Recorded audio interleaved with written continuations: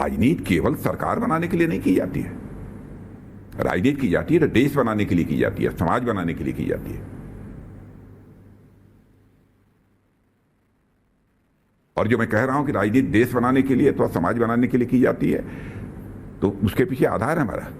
राजनीति ये शब्द ही जो है दो शब्दों को मिलाकर बना हुआ है, राज और नीति।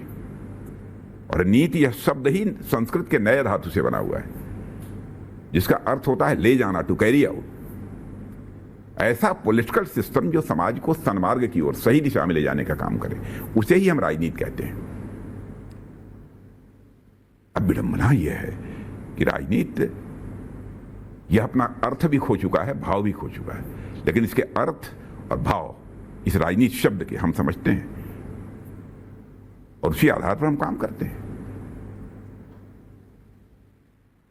एक सेक्शन है ग्लोबल मीडिया की, वो कह रही है कि इस बार ये इलेक्शन हिंदू मुस्लिम इलेक्शन हो रहा है। ग्लोबल मीडिया को छोड़िए, यह आवश्यक है कि उनका बिल्कुल ग्लोबल मीडिया में जो बैठे हैं सारे लोगों का आईक्यू शार्प हो। मैं नहीं कह रहा मैं तो नहीं मानता, मैं तो बिल्कुल नहीं मानता। अच्छा, जो मुझे तो ये ग्लोबल मीडिया पे तरस आती है, भारत के बारे में कुछ नहीं जानते। नहीं जानते, तरस आती है मुझे। सही बात है। मगर मैं आपसे बताइए, भारत दुनिया में किसी देश ने जो काम नहीं किया भारत के हमारे ऋषियों और मनीषियों ने कर दिया। वसुधैव कुटुंबकम, whole world is a family. क्या दुनिया किसी दूसरे देश ने सोचा कभी? सोचा तो भारत ने सोचा। इसलिए भारत को ग्लोबल मीडिया समझ लेगी अच्छी तरह, ये समझ ले, ये हमारी कामना है, ईश्वर से प्रार्थना है, लेकिन आसान नहीं है समझना। प्रॉब्लम क्या उसके लिए पूरी ऑनेस्टी चाहिए। इस बार प्रॉब्लम क्या हो रहा है, आप मुझे खुलकर बताएं। कोई ना कोई प्रॉब्लम तो होगा इलेक्शन में इस बार। राजनाथ जी, आप प्रॉब्लम है कि आप बड़े बड़े नेता बीजेपी के, उनसे बात करें तो लग रहा है कि सब कुछ बहुत मतलब इतने आसान तरीके से चल रहा है, 350 400 पार आसान से।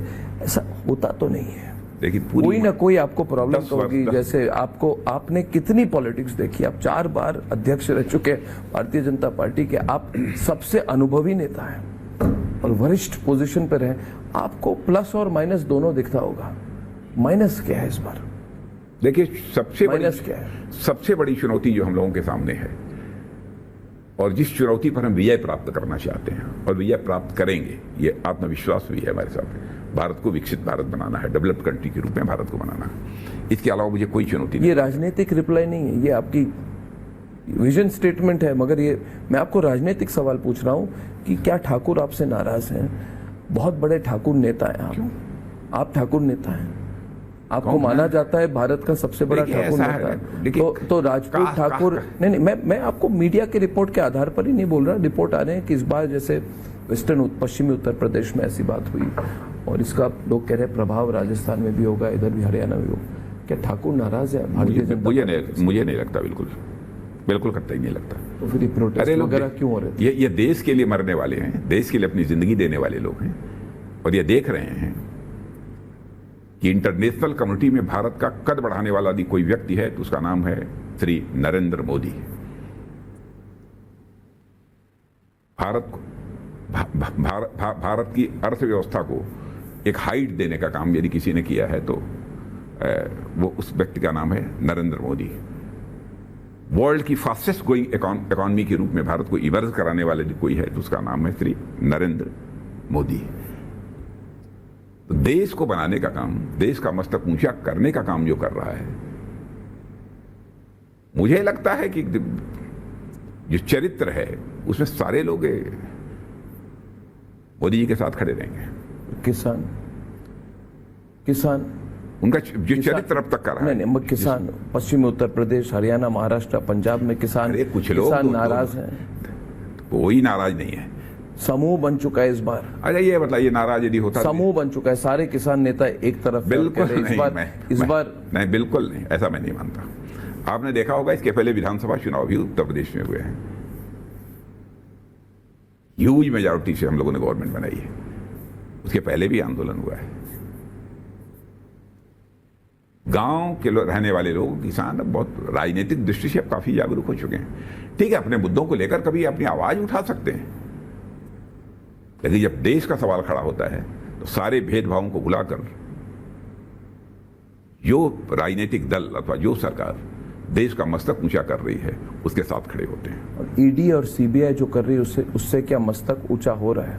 ईडी सीबीआई जो अरेस्ट कर रहे हैं, जैसे कविता की अरेस्ट हुई, अरविंद केजरीवाल की अरेस्ट हुई, एक सिंपैथी फैक्टर भी तो चला जाएगा। ईडी सीबीआई का जहां तक इसको क्या चुनाव के पहले करना चाहिए था कि बाद में पोस्टपोन? नहीं, ये तो ईडी सीबीआई सवाल पूछ सकते हैं, हमसे क्यों पूछ रहे हैं इसको?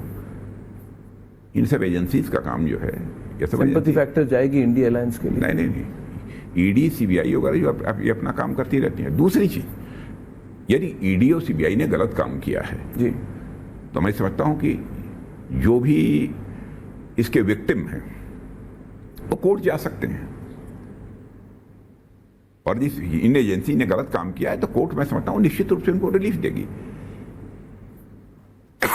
यदि रिलीफ नहीं दे रही है कोर्ट, इसका मतलब कि ईडी सीबीआई ने जो किया है वो सही किया है। इसके अन्यथा यदि कुछ आपको लगता हो तो। आप मैनिफेस्टो कमेटी के चेयरमैन हैं जी राजनाथ जी, जी, क्या आपने पीओके के मुद्दे को मैनिफेस्टो में डाला है? मैनिफेस्टो में डालें, किया जरूरत है।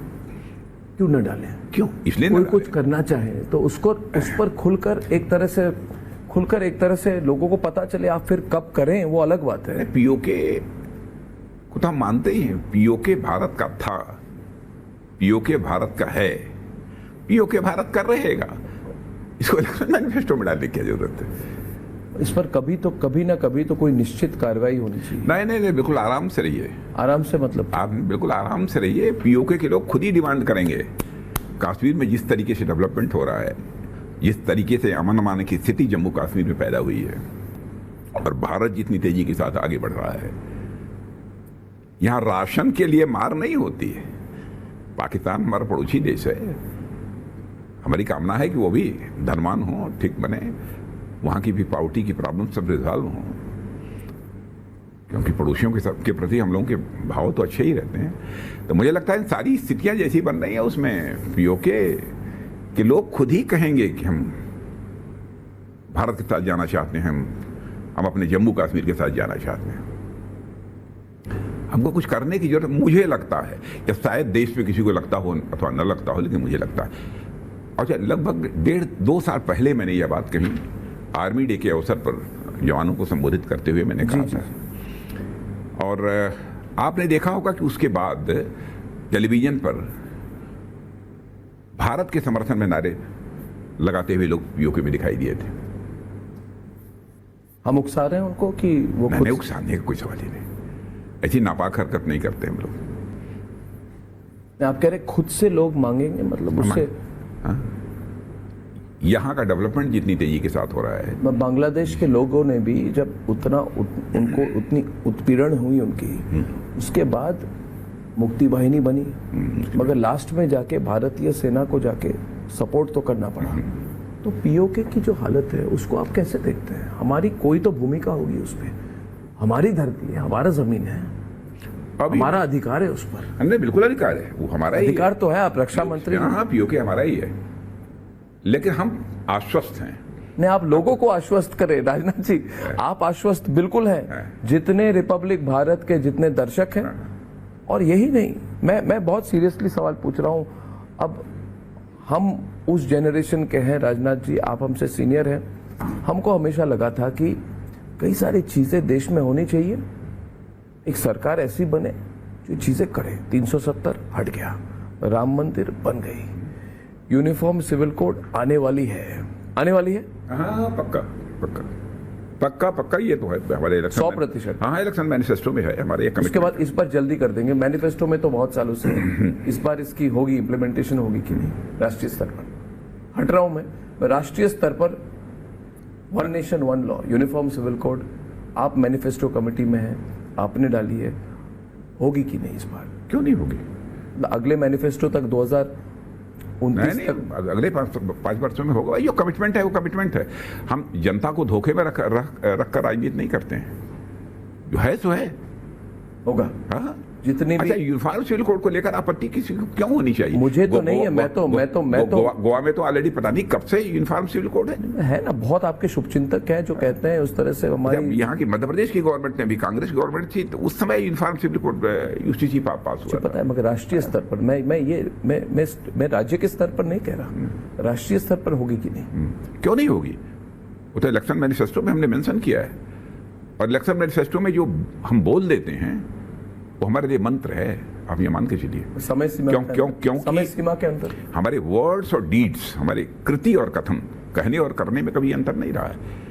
और आज नहीं, 1951 से लेकर आज तक का हमारा इलेक्शन मैनिफेस्टो उठाकर देख लीजिए, जो हम कहते रहे हैं क्लियर, हम जिस दिन हम बेसब्र हैं लोग, क्लियर मेजॉरिटी से गवर्नमेंट मिले कि पूरा बहुत बेसब्र हैं लोग, कौन बहुत बेसब्र हैं लोग। उनको लग रहा है यही मौका है, जो बड़ी बड़ी चेंजेस देश में लानी है अभी लाना चाहिए। उसमें यूनिफॉर्म सिविल तो हो ही रहे हैं, सारी बड़े बड़े चेंजेस तो हो ही रहे हैं। ये नहीं हुई है अभी तक, ये हुई नहीं है राष्ट्रीय स्तर पर। कौन सी? Uniform civil code. हाँ, नहीं, मैंने कहा इलेक्शन मैनिफेस्टो में है भैया, वो तो है, मगर उसकी प्राप्ति कब होगी, होगा कब? नहीं, अगले 5 साल में करेंगे हम इसको 100%, 100%, बिल्कुल गारंटीड है। बिल्कुल ये नहीं कि राजनाथ सिंह के साथ आज तक कोई एक बात ये बताइए कि हम लोगों ने कहा हो न किया हो।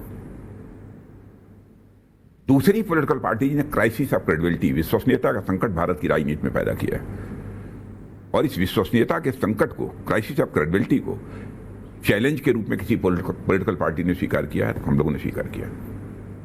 जो कहा है उसे किया है। पीओके पे वापस जाना चाहता हूँ। बिल्कुल जाइए, जो हमारे इंटरेस्ट एरिया है, क्योंकि हमारा चैनल जो है राजनाथ जी राष्ट्र सर्वोपरि चैनल है। हम कभी कहते नहीं कि सबसे तेज ये वो, मगर सब लोग कहते हैं तेज, हम कहते हैं रिपब्लिक भारत जो है ये राष्ट्र को समर्पित एक चैनल और नेटवर्क होना चाहिए। तो पीओके के बारे में आपको इसलिए कह रहा हूँ क्योंकि हमारे पास भी जो एजेंसीज के थ्रू, दूसरे लोगों के थ्रू, और बहुत खबर आती है कि पीओके के लोग बेसब्र हो चुके हैं ना, हो चुके हैं, मूड बन चुका है, और वो देख रहे हैं 370 हटने के बाद जिस तरह से हजारों करोड़ रुपए की इन्वेस्टमेंट हुई है, जिस तरह आप गुलमर्ग जाइए, इन्वेस्टमेंट डेस्टिनेशन बन रही है, विदेशी टूरिस्ट फिर आ रहे हैं, होटल बन रहे हैं, इन्वेस्टमेंट हो रही है, स्टील प्लांट बन रहे हैं, तो उन्होंने देखा है, वो भी चाहते हैं to be brought into the development mainstream. इसीलिए तो मैं कह रहा हूँ ना, तो कुछ तो आप उस पर संदेश तो दे, खुद ही संदेश दे, खुद ही पीओके की धरती से आवाज उठेगी, ऐसा मेरा विश्वास है। प्रतीक्षा कीजिए। हम किस तरह का समर्थन देंगे तब, हम किस तरह का समर्थन दे सकते हैं उस समय, हम किस तरह का समर्थन? इस समय इतना ही कहना चाहूंगा, पीओके से आवाज उठेगी, मुझे पक्का विश्वास है। और पीओके के बारे में तो फर्म कन्विक्शन के साथ मैं कहना चाहता हूं, था, है और रहेगा। और पाकिस्तान की सरकार को ये समझ लेना चाहिए, पाकिस्तान की सरकार को, जो ऐसे भी मतलब अपनी विडंबना में रहती है हमेशा, अभी तो इतनी उनकी इकोनॉमिक क्राइसिस चल रही, उनको क्या संदेश है आपको पीओके को लेकर? नहीं, उनको मैं कोई संदेश नहीं देना चाहता हूं, लेकिन उनकी समझ में तो चीजें आ ही नहीं होंगी, मेरा ऐसा मानना है। जो संदेश जाना होगा वो संदेश जाएगा समय के साथ। देखिए, पीओके की तरफ देखते रहिए।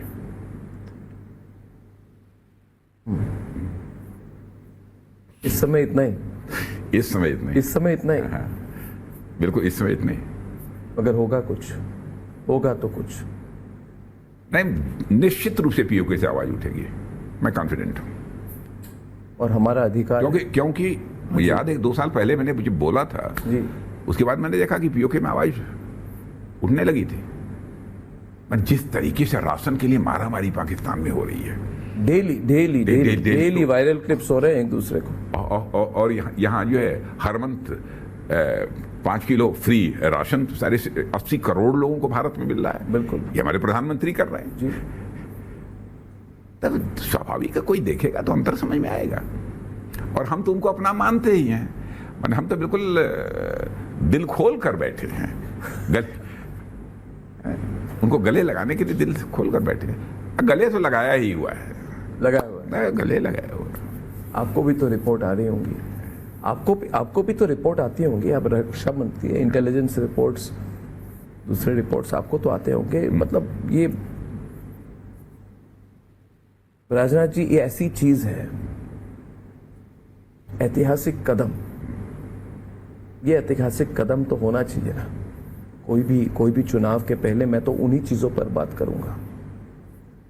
और आपको मैं बता दूं कि प्रधानमंत्री जी से मैंने बात की थी और एक बात तो